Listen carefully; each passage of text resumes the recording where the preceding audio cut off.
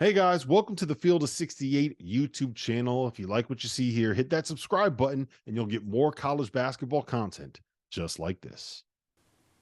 Yeah, this is gonna go down as a huge win for K State, and they kind of at that swing point of the season, and this happens throughout the course of a season, and Matt would know this too. Just you get to those lows, and it's like, man, if you can get this game at home in a good environment versus a quad one type team, it can kind of just shift and change your momentum and get things going back the other way.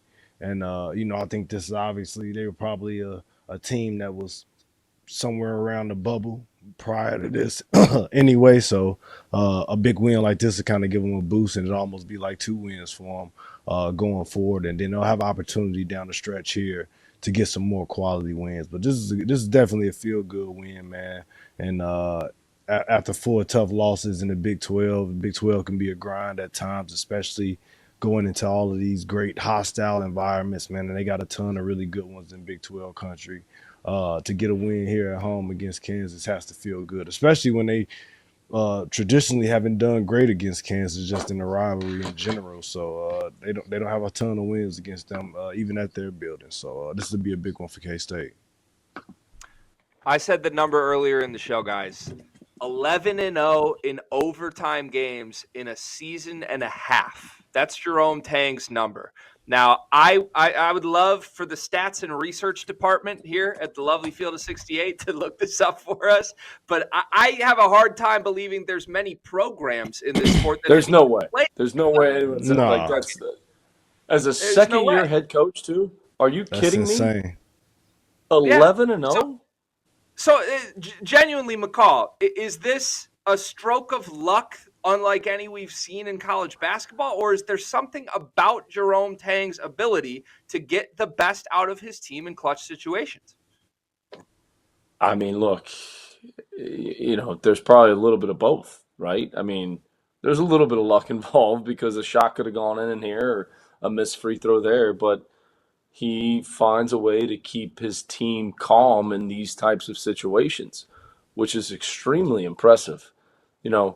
Again, Greg, like coming out of that whole Iowa State deal, and I talked about it this morning on Big 12 radio on Sirius XM. It's like, did that whole situation just evaporate? Like, is it all over with? Has that been a distraction for his team? And have they had to deal with it and his players and everyone? And then they go on a losing streak and, lost two games by, a lot of teams would lose at Houston by 20, but then to turn around and lose at home by 20, and then lose to Oklahoma State. Is this an issue? Are they still dealing with this? So this was kind of one of those litmus tests. Is like, hey, they needed this. Like they needed to get this win to get them back on track. And huge win. I mean, Ty Perry is outstanding. He's a really good player. You look at what he did at North Texas and all the wins and all the accolades that he had there. So this was big for Jerome Tang and his team. I'm sure he'll be dancing over there with the student section at any point in time now. And I think I saw the hype man trying to tell the students not to come on the floor. I don't know if that was the hype man, but there was something about don't come on the floor. So a good hype man knows when it's time to be hype and when it's time not to be hype, McCall. Okay, he knows where to draw the line. He's the man. Reel it in. Yeah, right. I challenged our stats and research department to look some things up for me. Look at how great they responded here at the Field of 68. I have three numbers in a row for you right now that are ridiculous. Kansas State's 6 overtime wins this season is a record in Division I basketball. We have a month and a half left of the season, and that's already a record. Let's compare this number for Jerome Tang in overtime, 11-0 in the last season and a half. In their careers, guys, Coach K in overtime was 33-27. Calipari, 30-18. Roy Williams, 22-20. John Wooden in overtime in his career was 6-6. Jerome Tang in a season and a half is 11-0. Like, this is completely unprecedented. And if you want to drill it down even further, Jerome Tang is one of the hottest, quote unquote, hires in college basketball in the last decade, I would say. All the hype that last year's team had, certainly all of the speculation of, is Jerome Tang named as a potential hire in the future? 27% of his wins in his Kansas State tenure have come in overtime games. That's insane. And here he is getting a huge rivalry win over the Kansas Jayhawks. I want to ask you guys about the Kansas side of things quickly, because after the win over Houston, everybody was feeling great. Rock Chalk, Johnny Furphy, his emergence, all of that. It was a pretty quiet night from Furphy tonight, and I thought we saw some of Kansas's limitations rear their ugly head, namely Hunter Dickinson struggling to defend some ball screen coverages. That's been an issue with him in his career. It looked like Bill Self was trying a variety of different looks there tonight, and none of them were really working. McCall, what'd you see schematically from Kansas tonight that was hurting them? Yeah, I think too, and Jeff Goodman said this to us this morning on Sirius XM, our great colleague, Jeff Goodman, that he tried to interview Bill Self after the game the other night in the fog, and Bill Self said, hey, I don't have any time because I got to get on to Kansas State, because he knew how talented Kansas State was. I mean, he knows how good they are.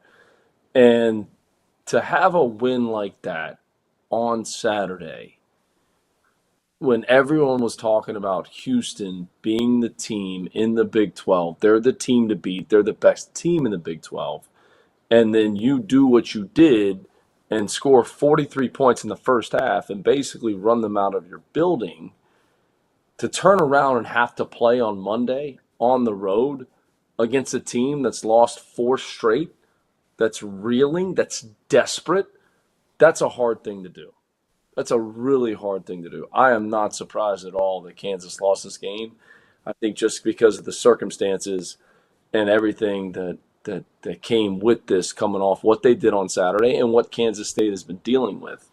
Furphy wasn't great. He's a freshman. He's going to have his ups and downs. He's going to have his struggles. There's no question about it. I also thought, and me and Jerel were talking about this off the air, like, they missed some shots. They missed some shots that they normally made. They missed some shots that they made, in the game on Saturday, which is why they blew the game open in the first half on Saturday. Some of those shots that were open looks tonight, they didn't go in. And that's basketball, and there's just, like, to get yourself refocused yesterday after what you did on Saturday to try and lock in and win this one. And the NCAA tournament's different. Like, there's a different feeling, and I get it. You have an off day and you play the next day. But it's a different feeling from when you play that game at home with your fans and your crowd, and then you got to go on the road and play that game one day later. That's a challenge. And credit Kansas State. And Kansas just they couldn't recuperate after the game. They just missed some shots that they normally make. Jerel, your thoughts? Same exact sentiments, and I felt like Kansas kind of missed their opportunity just at the start of the second half there.